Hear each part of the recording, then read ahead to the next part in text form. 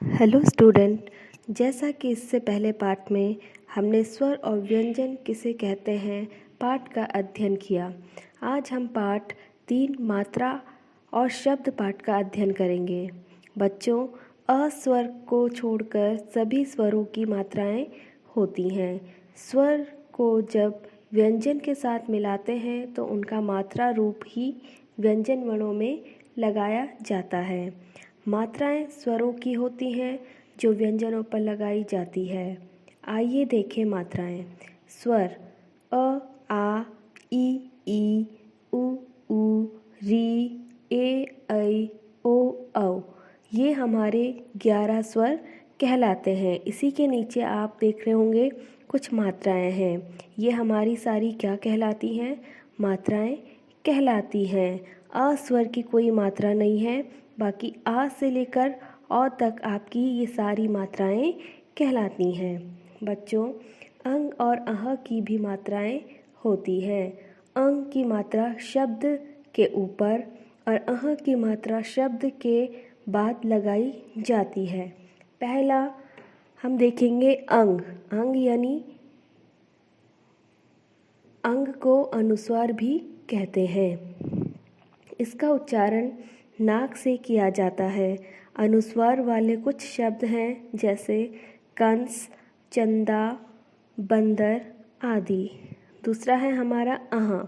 अह यानी विसर्ग। अह को विसर्ग भी कहते हैं। इसे 2 बिंदुओं के रूप में लिखते हैं। यह निशान अक्षर के बाद लगाया जाता है। इसे बोलते समय ह जैसी आवाज़ आती है, जैसे प्रातः, नमः, अतः आदि। तीसरा हमारा आता है चंद्रबिंदु। चंद्रबिंदु यानी अनुनासिक। चंद्रबिंदु को अनुनासिक भी कहते हैं। चंद्रबिंदु की मात्रा शब्द के ऊपर लगती है। इसका उच्चारण नाक और मुंह से किया जाता है।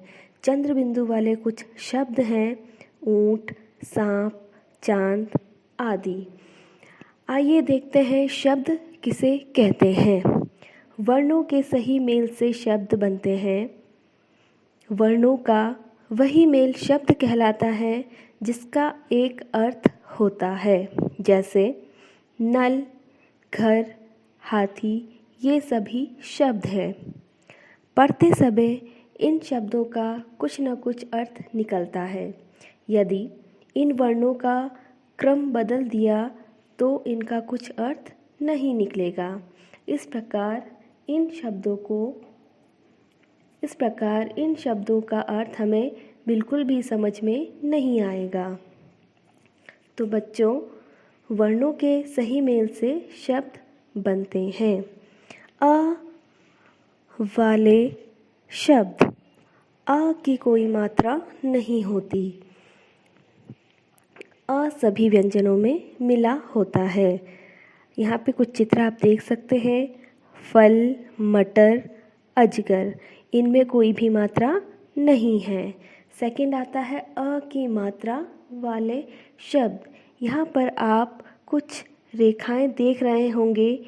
ये रेखाएं ही मात्रा हैं। ब्लू कलर की जो रेखाएं हैं, ये रेखाएं ही मात्राएं हैं। तो आइए अ की मात्रा वाले शब्द माला, खाना, राजा।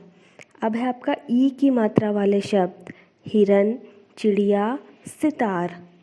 बड़ी ई की मात्रा वाले शब्द चील, पपीता, मकड़ी। छोटे ऊ की मात्रा वाले शब्द मुख, कुटिया, गुलाब।